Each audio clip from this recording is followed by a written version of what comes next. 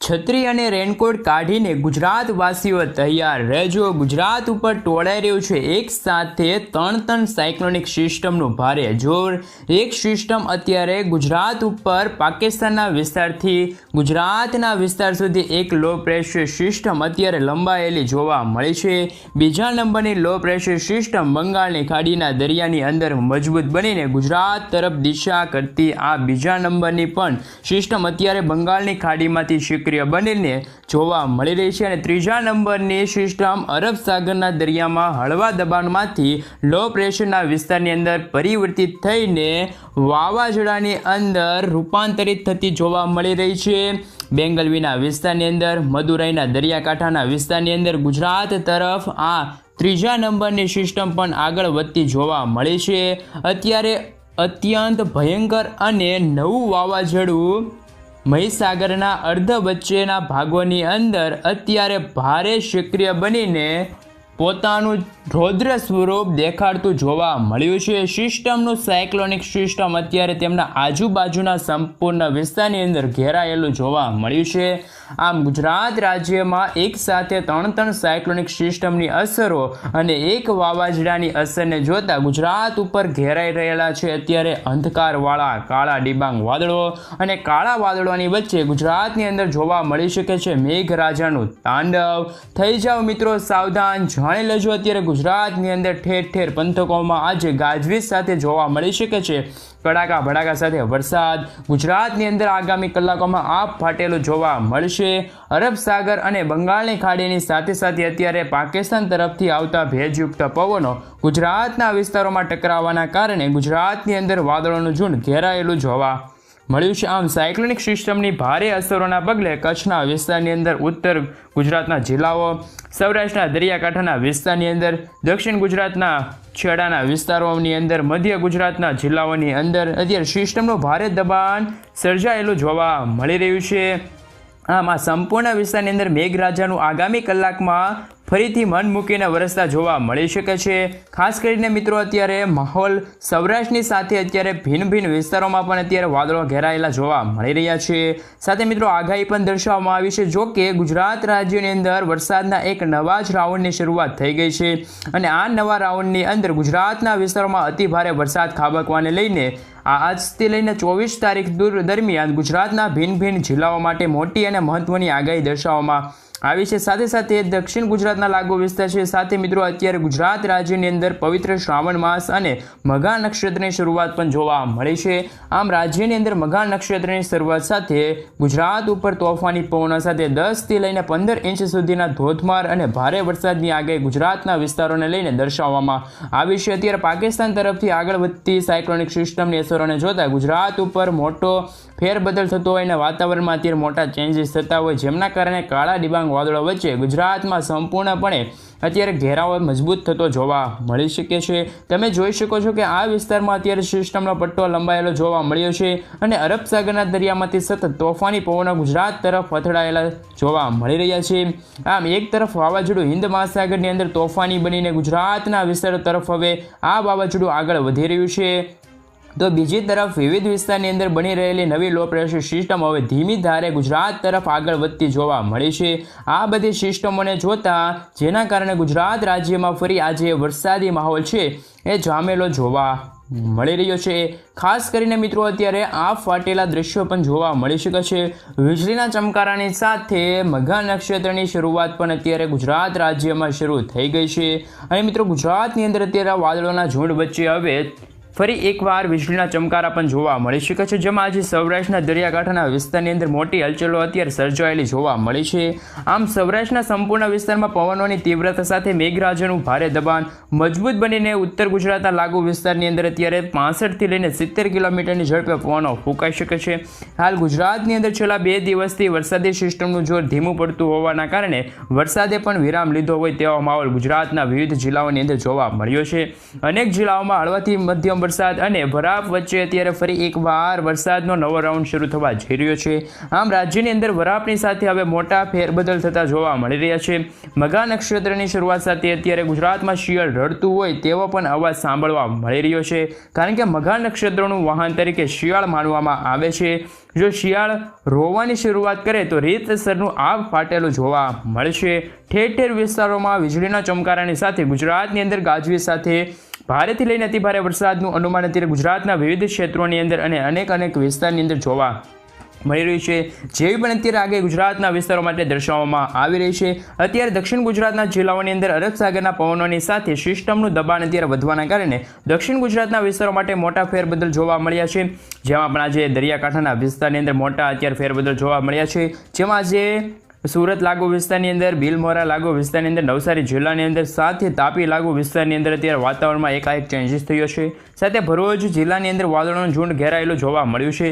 આમોદ પંથકની અંદર અત્યારે સિસ્ટમનું તીવ્ર અસરો જોવા મળી છે, જેના કારણે દક્ષિણ ગુજરાતના સંપૂર્ણ વિસ્તારમાં તોફાની અને પવનો અત્યારે ફૂંકાતા જોવા મળી રહ્યા છે। તોફાની પવનોની સાથે આજે ગુજરાતની અંદર આમોદ, રાજપીપળા, ભરૂચ, નર્મદા જિલ્લાની અંદર, સુરતના જિલ્લાની અંદર, તાપીના જિલ્લાની અંદર, નવસારી લાગુ વિસ્તારની અંદર, આહવાના લાગુ વિસ્તારની અંદર, વ્યારા લાગુ વિસ્તારની અંદર ગુજરાતમાં જોવા મળી શકે છે મેઘરાજાનું રીતસરનું તાંડવ। આમ દક્ષિણ ગુજરાતના જિલ્લાઓમાં આજથી લઈને આગામી 5 દિવસમાં રીતસરનું આપ ફાટેલું જોવા મળી શકે છે। દક્ષિણ ગુજરાતના જિલ્લાઓ માટે મોટી આગાહી દર્શાવવામાં આવી છે। સાથે સાથે આજે રીતસરનું આ સિઝન દરમિયાન સૌથી ઓછા વરસાદની વાત કરવામાં આવે તો મધ્ય ગુજરાતના જિલ્લાઓમાં હવે આ સિઝન દરમિયાન સૌથી ઓછો વરસાદ નોંધાયો છે।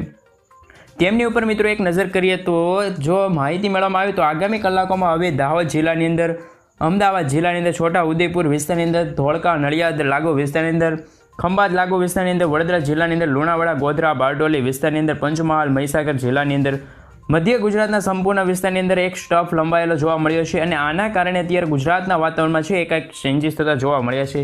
દેવભૂમિ, દ્વારકા લાગુ વિસ્તાર, સૌરાષ્ટ્રના તમામ જિલ્લાઓ અને પંથકોમાં ફરી એકવાર વરસાદની આગાહી દર્શાવવામાં આવી છે, કારણ કે હિન્દ મહાસાગર અને અરબ મહાસાગરમાં સક્રિય થયેલા વાવાઝોડાએ ગુજરાત પર અત્યારે સૌરાષ્ટ્રના લાગુ વિસ્તાર પર અત્યારે ગરમીના પ્રમાણ વધુ જોવા મળી રહ્યું છે અને એવી પણ આગાહી કરવામાં આવી છે કે જન્માષ્ટમી પહેલાં સારા એવા વરસાદની આગાહી છે એ વ્યક્ત કરવામાં આવી છે। દેવભૂમિ, દ્વારકાના વિસ્તારમાં અત્યારે તોફાની પવનો ફૂંકાતા જોવા મળ્યા છે। અત્યારે મિત્રો આગાહી પણ એ પણ દર્શાવવામાં આવી છે કે ગુજરાતના અનેક વિસ્તારો પર અત્યારે વાદળછાયા વાતાવરણ વચ્ચે અમુક જિલ્લામાં અત્યારે વરસાદ પડી રહ્યો છે।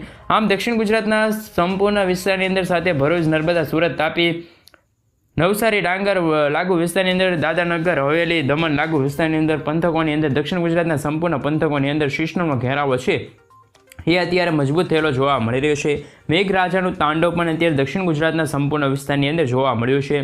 અરબ સાગરમાંથી તોફાની પવનો આવીને ટકરાયેલા જોવા મળી રહ્યા છે। મોટા અત્યારે ફેરફાર થતા જોવા મળી રહ્યા છે। દક્ષિણ ગુજરાતના તમામ વિસ્તારની અંદર અત્યારે રાજ્યના અંદર ખાસ કરીને દક્ષિણ ગુજરાતમાં આગામી કલાકોમાં હવે મઘા નક્ષત્રની શરૂઆત થશે, જેમના કારણે મધ્ય ગુજરાતની અંદર ઘોર અંધકાર વચ્ચે અમદાવાદ જિલ્લાની અંદર, ગાંધીનગર જિલ્લામાં, મહેસાણા જિલ્લાની અંદર, ખેડા, મહીસાગર, આણંદ, છોટા ઉદેપુર, દાહોદ, પંચમહાલ જિલ્લાની અંદર, મધ્ય ગુજરાતના સંપૂર્ણ વિસ્તારમાં વેલમાર્ક લો પ્રેશર સક્રિય બનેલું જોવા મળી રહ્યું છે।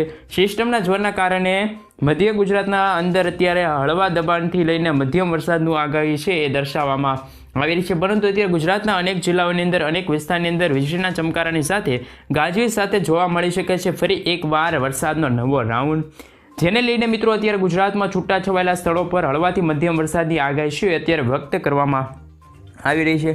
ખાસ કરીને મિત્રો અત્યારે અરબ સાગરના વિસ્તારમાંથી અત્યારે એક ભેજયુક્ત પવનો ફૂંકાઈ રહ્યા છે, જેમના કારણે અત્યારે દક્ષિણ ભારતના લાગુ વિસ્તાર જેમ કે બેંગલવી લાગુ વિસ્તાર, મુંબઈ લાગુ વિસ્તાર, એ બધા લાગુ વિસ્તાર છે કહી શકાય કે જે દક્ષિણ ભારતના લાગુ વિસ્તાર છે દરિયાકાંઠાના, એ તમામ જિલ્લામાં અત્યારે આગામી કલાકોમાં રીતસરનું આપ ફાટેલું જોવા મળી શકે છે, કારણ કે હિન્દ મહાસાગર અને અરબ સાગરમાં એક સાયક્લોનિક સિસ્ટમ સક્રિય બની છે।